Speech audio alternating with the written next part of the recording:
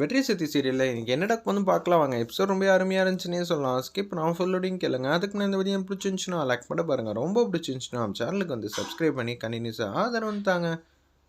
நம்ம வெற்றி வந்து அப்படியே பார்த்துக்கிட்டே இருக்காங்க. அப்பன்னு பார்த்து என் பையனையா வந்து வேலை வாங்குறேன்னு சொல்லிடுறாங்கன்னா ஏம்மா வந்து அடிக்கலான்னு சக்தியை கை வாங்குறப்ப சக்தி வந்து மாதம் வந்து கையை பிடிச்சிடுறாங்க. என்னத்த நினச்சிட்டு இருக்கீங்க? உங்களுக்கு மட்டும்தான் அடிக்க தெரியுமா? ஏன் எங்களுக்கெல்லாம் அடிக்கிற கையை தடுக்கவும் தெரியும். இன்னமும் திமிரா பேசிகிட்டு இருந்தீங்கன்னா திருப்பியும் அடிக்க வேண்டிய சூழ்நிலை ஆகிடும். பார்த்துக்கங்க. நான்லாம் இப்போல்லாம் யாருக்கும் வந்து மதிப்பு மரியாதை கொடுக்குற மாதிரி ஆளே கிடையாது. என்னடி என் பையனை இந்த வீட்டில் வந்து வேலை செய்ய வைக்கிறோன்னு சொல்லி திமிரில் வந்து பேசுறியா? நான் ஒன்றும் உங்கள் பையனை விருப்பப்பட்டெல்லாம் இங்கே வேலை செய்ய வைக்கணும்னு ஆசைப்படவே இல்லை. உன் பையன்தான் ஏன் கூட சேர்ந்து வாழணும்னு சொல்லி பஞ்சாயத்தை வந்து கூட்டியிருக்காப்புல. அவங்க கொடுத்த தீர்ப்பில் தான் உங்கள் பையன் வந்து இங்கே வந்து இருக்காப்புல. அதை விட்டுட்டு தேவையில்லாமல் என் கூட சண்டை போடலாம் வச்சுக்காதீங்க. பார்க்குறியாடி, இன்னும் 2 மாதத்துக்குள்ளே என் பையனுக்கு கல்யாணம் பண்ணி வைக்கிறேன். சவாலாகவே ஏற்றுக்கிறேன் சரியா அப்படின்னு சொல்லும்போது சக்தி வந்து அசிங்கப்படுத்துகிறாங்க நம்ம ரங்கநாயம்மாவை. ஆல்ரெடி நான் விவாகரத்துலாம் கொடுத்தாச்சு. மரியாதையாக உங்கள் பையனை அதில் கையெழுத்து போட சொல்லுங்கள். கையெழுத்து போட்ட சொன்னதுக்கப்புறமேட்டுக்கு நீங்கள் என்ன வேணான்னு பண்ணுங்கள். 2 பேரும் வந்து கோர்ட்டில் போயிட்டு ஓகேன்னு சம்மதம்னு சொல்லிட்டோன்னா அவங்க கொடுத்துருவாங்க. அதுக்கப்புறம் உங்கள் பையனுக்கு கல்யாணம் பண்ணி வைங்க, வைக்காமல் இருங்க. இதை பற்றி எனக்கு கவலையே இல்லை. நான் வெட்டியெல்லாம் உங்ககிட்ட பேசி நேரத்தெல்லாம் வந்து வீணடிக்க விரும்பலன்னு சொல்லிட்டு அங்கேருந்து குடுக்குன்னு போக ஆரம்பிச்சிடுறாங்க. நம்ம சக்தி பின்னாடியே யமுனாவும் துர்காவும் போகிறாங்க.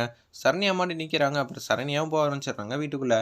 டேய் வெற்றி வாடா நம்ம வீட்டுக்குள்ளே போகலாம். அம்மா நீங்களே வந்து எவ்வளோ பெரிய இடத்துல பதவியில் வந்து இருந்தீங்க. அப்படி இருக்க சுச்சுவேஷனில் உங்களுக்கு ஏதாவது ஒன்று பிரச்சனை ஆயிடுச்சுன்னா நான் என்னம்மா பண்ணுவேன்?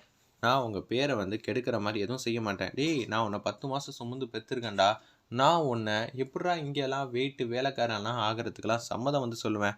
அம்மா இது பஞ்சாயத்தோட முடிவுமா. அந்த முடிவுக்கு நம்ம கட்டுப்பட்டு தான் தீரணும். டேய் அதே பஞ்சாயத்தில் உங்கள் 2 பேருக்கும் வந்து நான் இதை பிரித்து விட்டுறேன். அம்மா இப்போ என்ன, நான் விவாகரத்து பேப்பர்லாம் கையெழுத்து போட்டாலே போதும். பஞ்சாயத்தெல்லாம் திருப்பியெல்லாம் கூட்ட வேணாமா சரியா அப்படின்னு சொல்கிறாங்க. ஏன்னா மீனாட்சி அம்மா தான் உட்காருவாங்க. இதெல்லாம் நமக்கு நிற்கிற மாதிரி ஒரு அசிங்கத்தை வந்து ஏற்படுத்துகிற மாதிரி இருக்கும். அதனால தான் சொல்கிறேன். சரி வெற்றி, நீ சொன்ன மாதிரி நடந்துக்கிட்டா ரொம்ப சந்தோஷம். போங்கம்மா, நான் விருப்பப்பட்டு தான் செய்கிறேன். உன் கையெல்லாம் பாடுறா சவந்து போயிருக்கு. எனக்கு இதெல்லாம் நினச்சி எவ்வளோ தெரியுமா வந்து வருத்தமாக இருக்குது அப்படின்னு சொன்னோன்னே அங்கேருந்து அமுச்சு வச்சிடுறாங்க.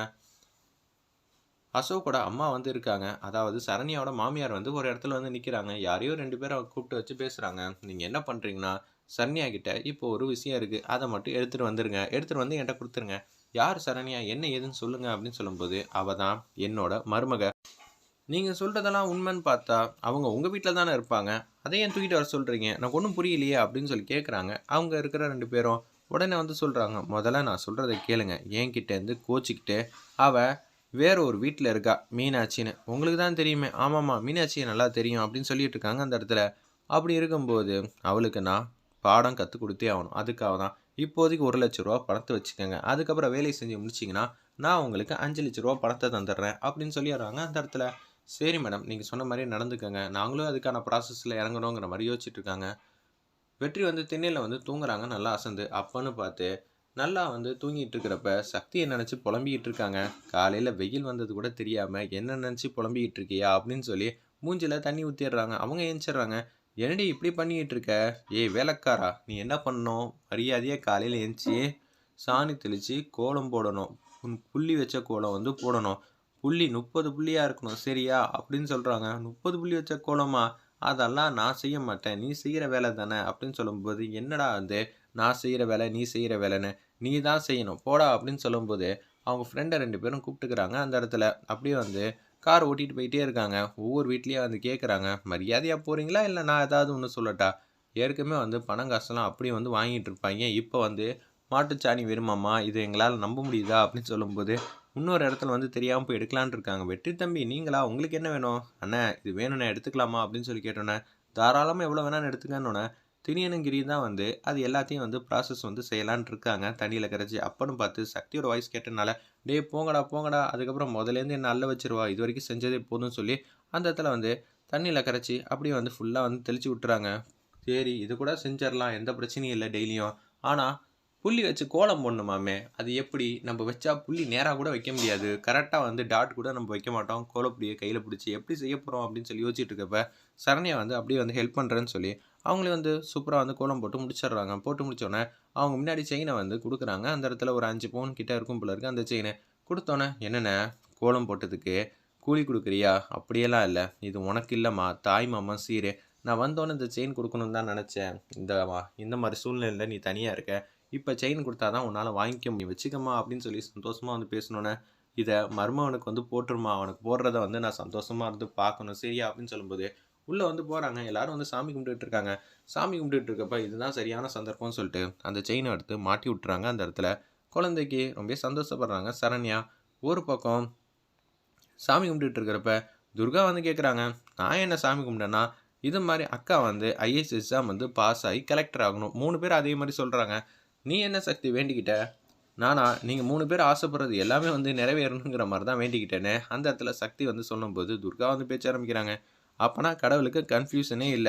"கடவுளே 3 பேரும் ஒரே மாரி தான் வேண்டுதல் வந்து பண்ணியிருக்கோம். அப்படி இருக்க சிச்சுவேஷன்ல நீங்க வந்து இத கிளியர் பண்ணி விட்டுருங்க. சரிங்களா? ரொம்ப நாளா வந்து பெண்டிங்கா அந்த பேப்பர் வச்சுக்காதீங்கன்னு." அந்த இடத்துல செம்மையா காமெடி பண்றாங்க. "பாத்தியா கடவுளுக்கே வந்து ஆர்டர் பண்ணிட்டு இருக்கான்னு." "சரண்யாம்மா" அப்படின்னு சொல்லி பேச்ச ஆரம்பிக்கிறாங்க. நம்ம வெற்றி குழந்தைக்கு வந்து "போட்டுட்டியாம்மா செயினன்னோனே?" "போட்டாச்சு." சக்தி மட்டும் குழந்தைய பார்க்கும்போது, "இந்த செயின் எப்படி இருந்துச்சு? டாலர் செயின் யாரு குடுத்தது?" அப்படின்னு சொல்லும்போது, குழந்தையோட தாய்மாமன் குடுத்தாங்க. "தாய்மாமனா? யாரு?" "ஏய் தாய்மாமன்னா ஒருத்தன் தான். அது நான் தான். அதுவும் இந்த வெற்றி தான்." அப்படின்னு சொல்லி மாஸ் பண்ணிட்டு இருக்காங்க அந்த இடத்துல. அப்பன்னு பார்த்து ஊர்லேருந்து ஒரு 10 பேர் கிட்ட வந்து மீனாட்சி அம்மா வீட்டுக்கு வந்து வராங்க. "நீங்க இன்னும் அந்த பதவிய வந்து ஏத்துக்கவே இல்லையே. நாங்க கிராண்டா வந்து கொண்டாடி உங்கள சீட்ல வந்து உட்கார வைக்கணும்னு நாங்க ஆசைப்படுறோம். சரியாம்மா?"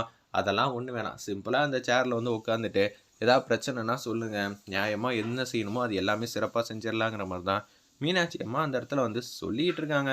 "இல்லம்மா, இத்தன நாளா வந்து ரங்கநாயகி அம்மா வந்து பண்ண விஷயத்தெல்லாம் எங்களால ஜீர்ணிக்கவே முடியல.